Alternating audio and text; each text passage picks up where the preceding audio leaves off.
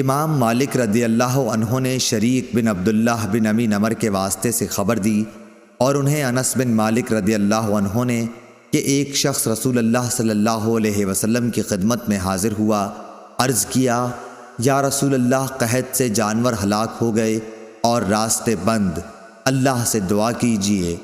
چنانچہ آپ صلی اللہ علیہ وسلم نے دعا کی اور ایک جمعے سے اگلے جمعے تک ایک ہفتے تک بارش ہوتی رہی۔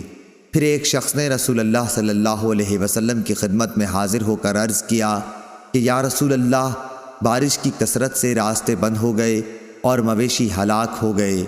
اب رسول اللہ صلی اللہ علیہ وسلم نے یہ دعا کی کہ اے اللہ، بارش کا رخ پہاڑوں، ٹیلوں، وادیوں اور باغات کی طرف موڑ دے۔ چنانچہ بادل مدینے سے اس طرح چھٹ گیا جیسے کپڑا پھٹ جایا کرتا ہے۔ صحیح بخاری حدیث نمبر 1019۔